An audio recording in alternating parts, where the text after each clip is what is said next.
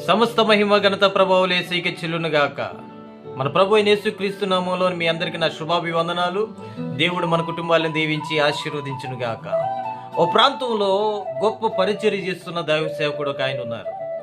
ఆయన చాలా గొప్ప పరిచర్య చేస్తూ అద్భుతమైన రీతిలో కొంతమంది మరి తల్లిదండ్రులు లేని పిల్లలను వారు పెంచుతూ వారికి విద్యా బోధనలు నేర్పిస్తూ వారి దగ్గర పెట్టుకొని వాళ్ళ బాగోగులు చూస్తూ చాలా చక్కగా ఆ కార్యక్రమాలన్నీ నడిపిస్తున్నారు. చాలా అద్భుతమైన సేవ పరిచర్య చేస్తూ అనుభవం కలిగిన ఓ దైవ సేవకుడిగా పేరుగాంచిన వ్యక్తి ఆయన. అలాంటి ఆ పరిచర్యను చూసి ఒక యవనస్తుడు నేను కూడా సేవ చేస్తే బాగుంటుంది అనే ఆలోచన వచ్చి ఆ యవనస్తుడు ఆ సేవకుని దగ్గరికి వెళ్ళాడు. ఆ యవనస్తుడు తల్లిదండ్రులు చాలా ఉన్నతమైన వారు, డబ్బున్నవారు, పేరు ప్రఖ్యాతులు కలిగిన వారు. అదంతా విడిచిపెట్టి ఆ సేవకుడి దగ్గరికి వచ్చి ఇలా అంటున్నాడు, అయ్యా మీతో పరిచర్య చేయాలని ఆశపడుతున్నాను. నాకు ధనం ఉంది, డబ్బు ఉంది, హోదా ఉంది, పేరుంది. మా నాన్న చాలా ప్రఖ్యాతిగాంచిన లాయర్, మరి చాలా పలుకుబడి కలిగిన లాయరు.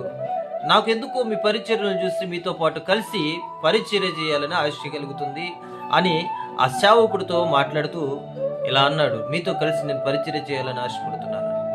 అప్పుడు ఆ సేవకుడు అన్నాడు, రైట్, సమస్తాన్ని విడిచిపెట్టి బంధాలు బాంధవ్యాలు పరిచర్య గడ్డు రాకూడదు, సమస్తాన్ని విడిచిపెట్టి మరి నేను చెప్పిన మాటల్లో వింటూ నువ్వు పరిచర్య కొనసాగించాలి అని ఆ సేవకుడు చెప్పినప్పుడు సరేనయ్యా చేస్తానన్నాడు.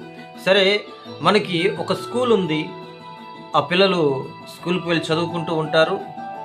మరి నువ్వు ఉదయం లేచిన తర్వాత వాళ్ళు స్కూల్కి రెడీ అయ్యే టైంకి వాళ్ళ షూలను శుభ్రం చేసి వాళ్ళు అక్కడ పెడితే వాళ్ళు ఆ షూ వేసుకొని వెళ్తారు. మరి ఈ పని రేపటి నుంచి నువ్వు ఈ పని చేయాలి అని చెప్పేసి ఆ సేవకుడు తనతో అన్నాడు. ఇదేంటి షూ క్లీన్ చేయమంటున్నాడు? మాకు చాలా డబ్బు ఉంది, హోదా ఉంది, పలుకుబడి ఉంది, నా షూవే మా ఇంట్లో వాళ్ళు క్లీన్ చేస్తారు కదా, నేను షూ క్లీన్ చేయడం ఏంటి? నేను అడిగింది సేవ కదా, మరి ఇలాంటి పనులు చెప్తున్నాడు ఏంటని ఆ యవనస్తుడు అనుకుని ఉండొచ్చు. ఒకవేళ పైకి అనకపోయినా హృదయంలో అనుకున్నాడేమో. అలా ఇంటికి వెళ్ళిపోయాడు. మరి రాత్రి పడుకున్నాడు. ప్రభు దర్శనంలో ఇలా మాట్లాడుతున్నాడు, ఒక షూ తొడవమంటేనే నువ్వు ఇంతలా ఫీల్ అవుతున్నావే, నేను 12 మంది శిష్యుల పాదాలు నా పై వస్త్రమును తీసి కడిగి వారి పాదాలను తుడిశానే, చిన్న దానికే నువ్వు ఇంతలా ఇదైపోతున్నావు. ఇది సేవ కాదు.